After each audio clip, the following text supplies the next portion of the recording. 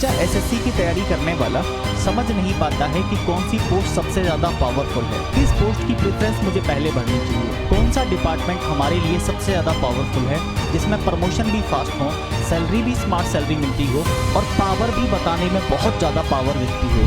Hello दोस्तों, आप सभी को नमस्कार, जय हिंद। कैसे हैं आप सभी?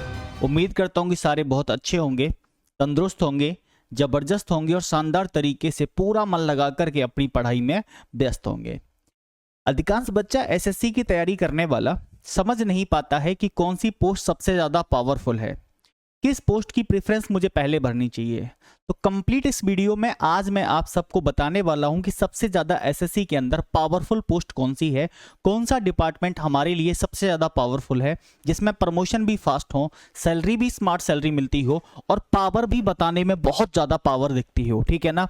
आज कंप्लीट बात करेंगे, चाहे वो आपका इनकम टैक्स इंस्पेक्टर हो, सीबीआई हो, एनआई हो, आईबी हो, है ना, या आपका वो ईडी हो, कोई भी हो। मैं सबसे पहले बात करूंगा आपसे कि सबसे पहले फर्स्ट जो हमारी पावरफुल पोस्ट है वो कौन सी रहने वाली है। ठीक है, चलिए आगे जान लेते हैं थोड़ा सा।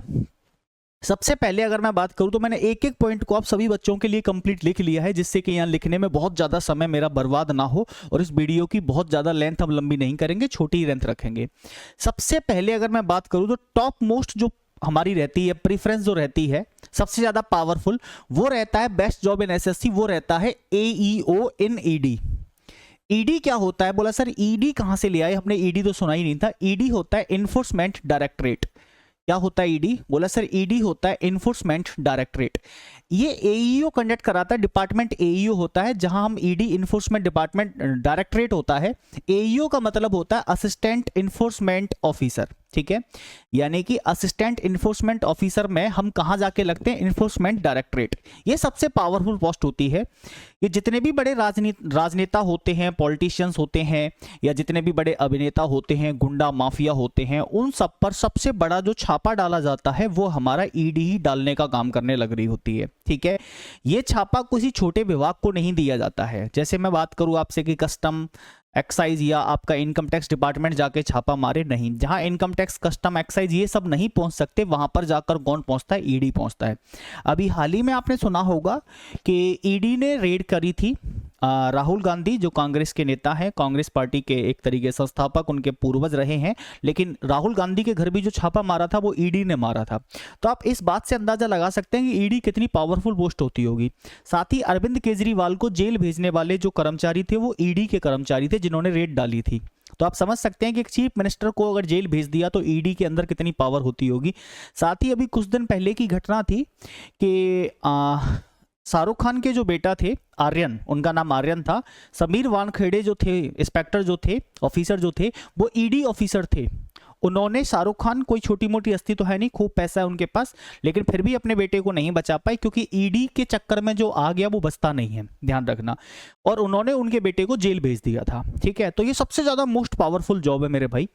इसमें है ना प्रेस्टीज वाली नौकरी है, इन्फ्लुएंस होता है इससे भाई। इसमें वर्कलोड थोड़ा ज्यादा है। अगर मैं वर्कलोड की बात करूं, इसमें फिक्स वर्कार नहीं है आपका, वैसे फिक्स वर्कार रहता है, लेकिन अगर आपको काम ज्यादा दे दिया तो हो सकता है आपको रात को 9 बजे भी काम करना पड़े, रात को 10 बजे भी काम करना पड़े।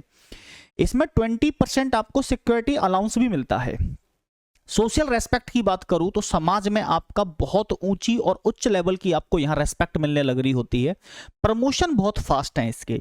जैसे मैं बात करूं प्रमोशन की, तो पहला जो प्रमोशन होगा वो 3 से 4 साल हम इन्फोर्समेंट ऑफिसर रहते हैं। 6 से 8 साल में अगला प्रमोशन दिखता है हमें, वो दिखता है हमें असिस्टेंट डायरेक्टरेट, है ना, या असिस्टेंट डायरेक्टर कह सकते हैं।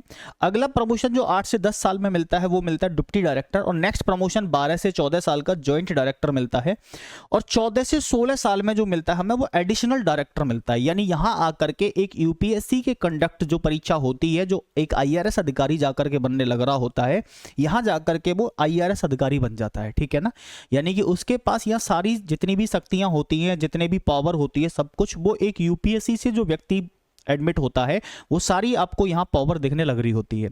लास्ट प्रमोशन इसका क्या होता है? एडिशनल डायरेक्टर, यानी यहां चल करके आप एक आईआरएस अधिकारी के बराबर रैंक लेकर के बैठ जाते हैं एज अ कमिश्नर की बात करूं तो। ठीक है, पावर तो इसमें हाई होती है, जैसा कि मैंने आपको बताया। इसमें फ्रीक्वेंटली ट्रांसफर्स होते रहते हैं, आपके 3 से 4 साल में आपके ट्रांसफर्स होते रहेंगे।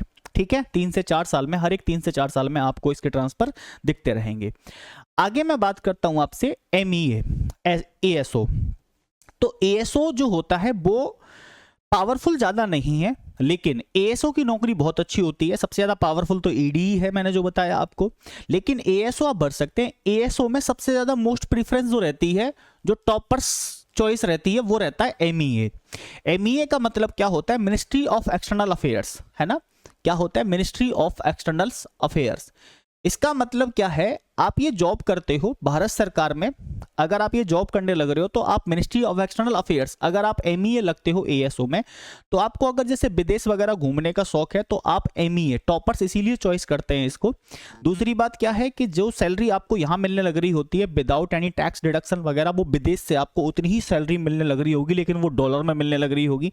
कोई टैक्स वगैरह किसी प्रकार का कटता नहीं, सारा व्हाइट कॉलर, यानी कि आपके पास एक नंबर की सारी आपकी कमाई होती है, ठीक है। इसके बाद ASO मैंने बताई दी आपको, असिस्टेंट सेक्शन ऑफिसर होता है। अब ASO अलग अलग डिपार्टमेंट में लगता है। जैसे ASO लगेगा आपका AFHQ, ये क्या है? Armed force headquarters. इसमें आपको सबसे पहले आर्मी का टैग लगता है। अगर आप ये जानना चाहते हैं कि SSC के द्वारा क्या हमें एक आर्मी ऑफिसर जो बनता है, आर्मी अधिकारी जो होता है, क्या SSC के द्वारा भी हम वहां जा सकते हैं? बिल्कुल जा सकते हैं। अगर आप ASO लगते हैं AFHQ में, AFHQ का मतलब क्या होता है? Armed force headquarters. इसमें आपको आर्मी का टैग लग जाता है, लेकिन आर्मी के रूल बहुत स्ट्रिक्ट होते हैं, तो आप मोबाइल फोन अलाउ नहीं है, आप मोबाइल फोन नहीं चला सकते जितने समय आप वर्क करेंगे, ठीक है। मोबाइल फोन बिल्कुल अलाउड नहीं है इसमें।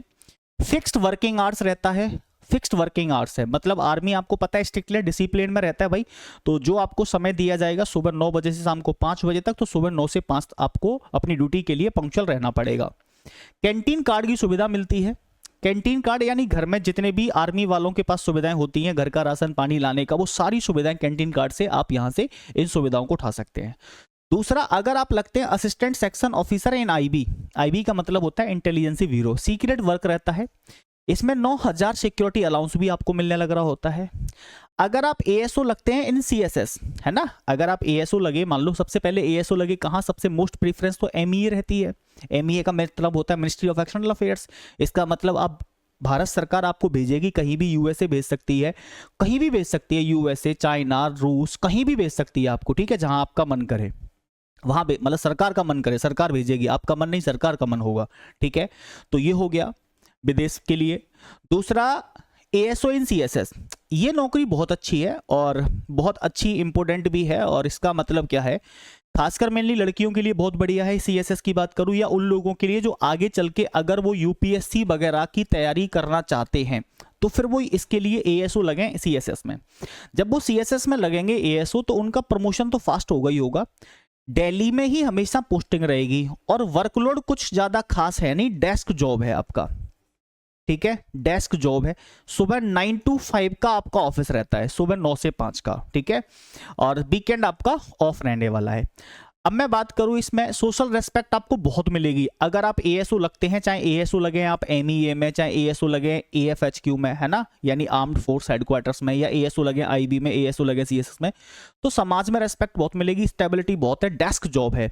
पावर कुछ नहीं है, पावर ऐसी पावर नहीं है कि आप डंडा लेके कोई दिखा सको डंडे की पावर, या आप ये बता सको कि भाई मैं मतलब भीड़ भाड़ को कंट्रोल करने वाला, ऐसी पावर आपके पास नहीं है। हाँ, सरकार वाली पावर आपके पास पूरी रहेगी, ठीक है। वैसी पावर तो एक ही है, वो ED के अंदर है। अगर किसी भी व्यक्ति को कह दोगे, आपके घर खानदान से दूर दूर तक कोई आय वाय होके भी नहीं गुजरेगा, ठीक है, वो ED के अंदर है। क्लर्क टाइप जॉब रहता है, मतलब अगर आपके सीनियर्स ने ये बता दिया भाई डेस्क पर बैठ के कि आपको ये काम करना है, तो वो काम आपको करना पड़ेगा, ठीक है। 5 साल में इसका डिपार्टमेंटली एग्जाम होता है, LDCE एग्जाम, जिससे ASO से आप SO लग जाओगे, है ना।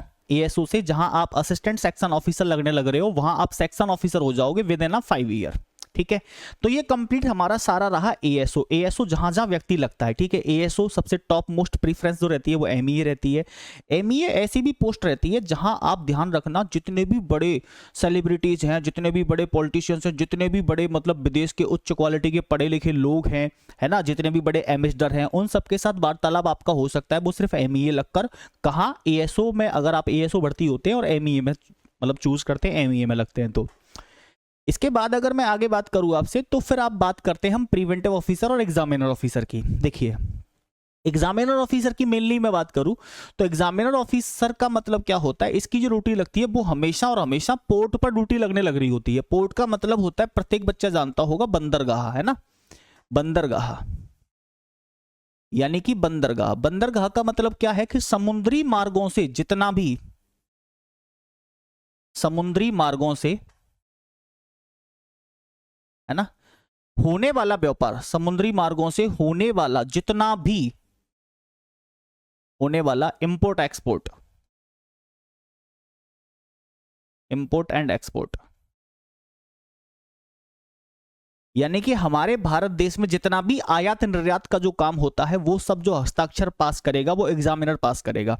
अगर एग्जामिनर ने पास कर दिया कि भाई ये काम, मतलब अगर कोई माल मान लो जैसे दूसरी किसी कंट्री से हमारे देश में आ रहा है, तो वो सब किसका काम है, एग्जामिनर का है। वो एग्जामिनर पास करेगा तो ही आएगा। प्रधानमंत्री जी भी कहते हैं कि माल को आने दो, जब तक एग्जामिनर पास नहीं करेगा तब तक वो माल नहीं आ सकता। तो पावर इसके पास बहुत होती है, जॉब थोड़ी इसकी हैक्टिक होती है, प्रमोशन बहुत फास्ट होते हैं इसके, ठीक है। प्रमोशन की बात करूं तो प्रमोशन बहुत फास्ट है इसके, है ना, फास्ट प्रमोशन आपको यहां देखने को दिखते हैं। ये हमारा कमिश्नर तक प्रमोशन जाता है इसका, फास्ट प्रमोशन है इसके अंदर। सैलरी भी अच्छी खासी है, सैलरी की बात करूं तो, है ना, लगभग की बात करूं तो आपको यहाँ 78,000 के नियर अबाउट आपको सैलरी मिलने लग रही होती है यहाँ पे, ठीक है ना। प्रिवेंटिव ऑफिसर का जो काम होता है वो क्या होता है, इसका मतलब कोस्टल एरियाज पर ही ड्यूटी लगेगी, हाई डिमांड रहती है। इसका काम मेनली क्या होता है, जैसे कि मान लो प्रिवेंटिव ऑफिसर, काम दोनों के एक ही रहते हैं लेकिन थोड़ा थोड़ा सा अलग रहता है। प्रिवेंटिव ऑफिसर का मतलब क्या होता है, जैसे स्मगलिंग वगैरह चलने लग रही है, या किसी दूसरे शहर से मान लो कोई गोल्ड वगैरह लेके आया, है ना, कस्टम का माल आया, गोल्ड लेकर के आया और वो हमारे भारत देश में उसको चोरी छुपे बेचने लग रहा है, ठीक है, चोरी छुपे बेचने लग रहा है, तो ये सब पे छापेमारी का जो काम करेंगे वो प्रिवेंटिव ऑफिसर करेंगे, ठीक है। जितना भी कस्टम का माल होगा वो सारा प्रिवेंटिव ऑफिसर यहाँ देखने लग रहे होंगे। यहाँ पे एग्जामिनर के पास ये तो रहता ही रहता है, इसके साथ ही मान लो कोई भी ड्रग्स वगैरह है जो हमारे भारत देश में आ जा रहा है, तो वो कैसे आने लग रहा है, इस सब का किसके पास जिम्मा रहता है, वो इसी के पास रहने लग रहा होगा, एग्जामिनर ऑफिसर के पास, कि विदेशों से कौन सा हमारा आयात निर्यात किन किन चीजों का होने लग रहा है। इसमें यूनिफॉर्म रहती है, अगर मैं बात करूं प्रिवेंटिव ऑफिसर के लिए, गुड सैलरी, सैलरी अच्छी खासी है, सोशल रेस्पेक्ट बहुत है, प्रमोशन 5 से 6 साल में देखने को मिल जाते हैं। प्रिवेंटिव जैसे कि मैंने बताया ही था आपको, स्मगलिंग वगैरह की चीजों को रोकने के लिए जो ऑफिसर बनाए जाते हैं वो प्रिवेंटिव ऑफिसर बनाए जाते हैं दोस्तों, ठीक है। आगे मैं बात करूं आपसे इनकम टैक्स इंस्पेक्टर और टैक्स असिस्टेंट। टैक्स असिस्टेंट भी इसी डिपार्टमेंट में लगता है। ये डिपार्टमेंट होता है सीबीडीटी, सीबीडीटी, ठीक है। ये डिपार्टमेंट तो मैंने खुद ने ज्वाइन किया हुआ है, सीबीडीटी, ठीक है। सीबीडीटी का मतलब होता है central board of direct taxes. Central board of direct taxes में एक तो व्यक्ति टीए लगता है, सबसे पहले टीए लगेगा, टीए के बाद वो सीनियर टीए हो जाएगा, सीनियर टीए के बाद फिर भाई साहब वो आगे एग्जाम देगा, ठीक है। सीनियर टीए के बाद फिर वो यहाँ इनकम टैक्स इंस्पेक्टर लगने लग रहा होगा, ठीक है, इंस्पेक्टर लगेगा, फिर इसके धीरे धीरे प्रमोशन होने लग रहे होंगे। लेकिन अगर व्यक्ति इनकम टैक्स इंस्पेक्टर ही भर्ती होता है तो इनकम टैक्स इंस्पेक्टर भर्ती होगा, आगे चल के फिर वो आईटीओ हो जाएगा, इनकम टैक्स ऑफिसर, फिर वो आरटीओ हो जाएगा, आरटीओ के बाद फिर वो आपका डिप्टी कमिश्नर हो जाएगा, असिस्टेंट कमिश्नर हो जाएगा और सीधा फिर वो कमिश्नर बन जाएगा, ठीक है ना। तो प्रमोशन इसके भी अच्छे हैं लेकिन प्रमोशन थोड़े इसके स्लो हैं, मतलब ऐसे प्रमोशन नहीं है कि 3 से 4 सालों में प्रमोशन मिल जाएगा, स्लो है। पहला प्रमोशन ही आपका 8 से 9 साल में आने लग रहा होता है इसका प्रमोशन, ठीक है। ये ट्रांसफर नहीं हो सकता इस जोन में, जो जोन आपको मिल जाएगा वो मिल जाएगा। जैसे मान के चल लो मुझे सीआर रीजन मिला हुआ था, तो सीआर रीजन में ही मेरी जीवन भर पोस्टिंग रहने वाली थी। मैं चाहूं कि मुझे एनआर रीजन चला जाऊं, कभी नहीं जा सकता। हाँ, वो मेरा 3 से 4 साल के लिए आ सकते हैं, ऐसी बात ही नहीं आ सकते, शायद लोगों को जानकारी कम होती है। 3 से 4 साल 5 साल के लिए हम आ सकते हैं, कब, वो पूरे जीवन में जॉब की जितना भी हमारा कार्यकाल रहेगा नौकरी का, उसमें 3 से 4 साल हम नजदीकी, या तो हम किसी शहर में जहां हमारा इनकम टैक्स का ऑफिस है वहां आ सकते हैं, या नजदीकी हम अपने राज्य के शहर के नजदीकी आ सकते हैं, ठीक है ना। वो सिर्फ एक बार टेम्परेरी बेसिस पर, नॉट अ परमानेंट बेसिस, ठीक है। सैलरी इसमें अच्छी खासी आपको मिलती है, सोशल रेस्पेक्ट बहुत है, समाज में रेस्पेक्ट बहुत मिलती है, बस सिर्फ नाम से ही काम हो जाता है। अगर आप एक बार किसी भी व्यक्ति को, किसी भी डिपार्टमेंट को जाकर के ये बता दोगे कि मैं इनकम टैक्स इंस्पेक्टर हूं, तो मजा आता है भाई, ठीक है ना। जैसे मेरे सामने भी कई बार बहुत सारी चीजें आ जाती है, तो बस बताने से ही काम हो जाता है, ठीक है। तो प्रमोशन फास्ट है इसमें, जैसे मैंने बताया पहला ही प्रमोशन स्लो है, उसके बाद तो प्रमोशन बहुत फास्ट है, ठीक है। पहले प्रमोशन में टाइम लगता है। अच्छा, इसमें यूनियन बहुत रहती है, ध्यान रखना, इसमें जितने भी एम्प्लॉय हैं उनमें यूनियन बहुत रहती है, और यूनियन की वजह से मतलब ऐसी नहीं है कि कोई इनमें चीज़ों में इंप्लीमेंटेशन वगैरह करा जाए, क्योंकि वो यूनियन एकजुट हो जाती है बहुत ज़्यादा, ठीक है ना। दूसरा भाई कोऑपरेटिव हायर ऑफिसर्स रहता ही रहता है इसके अंदर। आगे मैं बात करूं आपसे नारकोटिक्स। नारकोटिक्स का काम जो होता है मेनली, जैसे मैं आपको बताऊं, नारकोटिक्स एक अलग डिपार्टमेंट हो गया, सीबीआई हो गया और एनआईए हो गया। एनआईए का मतलब होता है जितना भी टेररिज्म वगैरह आतंकवाद जो बढ़ने लग रहा होता है उसकी जो जांच पड़ताल का जो काम करने लग रहा होता है कि भाई टेररिज्म बढ़ रहा है कहीं तो क्यों बढ़ रहा है, क्या है, तो वो सबकी छानबीन करने के लिए कहीं आतंकवादी पकड़े गए, उन्होंने बम गिराया, कुछ भी करा है ना, तो इसकी छानबीन जो करते हैं, इसकी जो जांच करती है वो टीम एनआईए करती है हमारी, ठीक है। सीबीआई का मतलब ये होता है, मतलब जैसे मान लो कोई राजनेता वगैरह कोई है और वो कहीं ना कहीं करप्ट है और केस में इन्वॉल्व नहीं हो पा रहा है, तो चोरी छुपे खुफिया विभाग जो एजेंसी करेगा वो सीबीआई इसकी जांच करेगा, सेंट्रल ब्यूरो ऑफ इन्वेस्टिगेशन, ठीक है, ये जांच करने लग रहा होगा। नारकोटिक्स का मतलब यही होता है कि चरस, गांजा, ड्रग्स, जितनी भी इलीगल खेतीज होती हैं, मतलब इलीगल खेती इन द सेंस के चरस की खेती करने लग रहा है कोई, है ना, गांजे की खेती कर रहा है, अफीम की कर रहा है, ये हीरोइन, कोकेन, ड्रग्स वगैरह जितनी भी चीज़ें होती हैं, तो इन सबको रोकने के लिए, इसके व्यापार को रोकने के लिए, इस पर छापेमारी करने के लिए, इस पर जांच करने के लिए नारकोटिक्स डिपार्टमेंट आता है बेटा हमारा, ठीक है। फील्ड जॉब होती है भाई, जॉब बहुत हेक्टिक होती है, लेकिन ये इसमें रिस्क भी बहुत ज़्यादा होता है, हाई वर्कलोड रहता है, प्रेशर भी रहता है, फ्रिक्वेंटली टूर और ट्रेवल्स वो तो होते ही रहेंगे, स्वाभाविक की बात है, जांच आज यहाँ चल रही है तो कल कहीं और चलने लग रही है हमारी, ठीक है। एक्सट्रीमली सीक्रेट वर्क है, बहुत ज़्यादा सीक्रेट वर्क है, इसमें आप अपने घर वालों को भी नहीं बता सकते कि मैं अभी यहाँ हूँ या मैं उस व्यक्ति की जांच करने लग रहा हूँ, ठीक है ना, क्योंकि ये गवर्नमेंट की तरफ से रूल रहते हैं कि आप जहाँ भी जाओगे आप वो बता नहीं सकते हो आप कहाँ हो, अपने घर वालों से भी छुपाना होता है आपको कि आप नौकरी कहाँ कर रहे हैं। प्रमोशंस बहुत अच्छे हैं। नारकोटिक्स में ट्रांसफर नहीं है, बाकी सीबीआई और एनआईए ट्रांसफरेबल है, 3 से 4 साल में आपका ट्रांसफर हो जाता है। नारकोटिक्स में ट्रांसफर नहीं होता है, नारकोटिक्स में जो जोन आपको मिल जाएगा उसी जोन में आपको नौकरी करनी पड़ेगी। अब मैं बात करता हूं जीएसटी और एक्साइज इंस्पेक्टर की। जीएसटी एक्साइज इंस्पेक्टर का मतलब जोनल ट्रांसफर इसके अंदर होता है ना, मतलब जो जोनल ट्रांसफर है वो रहेगा इसके अंदर। यूनिफॉर्म रहती है भैया, अगर आपको यूनिफॉर्म पहनने का शौक है, टिमटिमाते हुए 3 सितारे इधर 3 सितारे इधर, बीच में गोल मतलब हैट पहनना है आपको और बीच में अशोक चक्र, तो फिर इस पे आपको मजा आने वाला है। सैलरी अच्छी खासी है, हाई सोशल रेस्पेक्ट है, रेस्पेक्ट इसीलिए कि आपके पास यूनिफॉर्म है। प्रमोशन इसके बहुत स्लो है। यूनियन इशू इसके अंदर रहता है, इनकम टैक्स के अंदर यूनियन इशू नहीं है, इसके अंदर यूनियन नहीं बन पाती है, ठीक है ना। फ्रिक्वेंटली ट्रांसफर्स होते रहते हैं इसके अंदर दोस्तों, ठीक है। वर्दी पहनने का शौक है अगर, तो वर्दी के लिए आप इसको पहन सकते हैं, मतलब ये जॉब ले सकते हैं आप वर्दी के लिए। 3 टिमटमाटे सितारे, 3 एक साइड और 3 एक साइड, ठीक है। आगे मैं बात करता हूं आपसे, ये है सेंट्रल विजिलेंस कमीशन। मतलब क्या है कि इसी के अंदर पहले आईवी आता था, लेकिन अभी आईवी को यहां से अलग कर दिया, इंटेलिजेंस ब्यूरो को, ठीक है। तो अब ये सेंट्रल विजिलेंस कमीशन है, डेस्क जॉब रहता है, रेस्पेक्ट बहुत होती है इसमें, और टाइमिंग भी फिक्स्ड रहता है, मतलब आपको 9 to 5 अगर आपको ऑफिस जाना है तो 9 to 5 आपको ऑफिस जाना ही जाना है, ठीक है। तो ये है हमारी कुछ अच्छी पोस्ट है जिनमें बेस्ट पावरफुल जॉब है, ठीक है ना। बाकी मैं एक कंप्लीट वीडियो भी करूंगा, मतलब सभी जॉब के बारे में बताऊंगा, जितनी भी जॉब प्रोफाइल है, क्या प्रोफाइल रहती है, क्या सैलरी रहती है। मेनली हमारा ये है कि सबसे ज्यादा मोस्ट पावरफुल जो जॉब थी हमारी वो तो सिर्फ और सिर्फ ईडी थी, ठीक है। तो अगर आपको मोस्ट पावरफुल जॉब चाहिए तो सिर्फ और सिर्फ आपको फिल करना है किसको दोस्तों, ईडी को, ध्यान रखना, ठीक है। बाकी अगर आप फिर लगते हैं एमईए में, एएसओ लगते हैं आप एएमई में, एमईए में सॉरी, तो फिर तो ये मान लो कि जिंदगी की निकल पड़ी, मजा ही आ जाएगा, पैसा ही पैसा होगा आपके पास, पैसा कमाना है तो इसको भर देना फिर, ठीक है। और पावर और रुतबा दिखाना है तो इसको भर देना, ठीक है। तो मुझे लगता है मेरे द्वारा दी गई जानकारी से आप पूर्णतः संतुष्ट हैं, आप लोगों ने मुझे सुना, मुझे देखा, इसके लिए तहे दिल से आप सभी का धन्यवाद।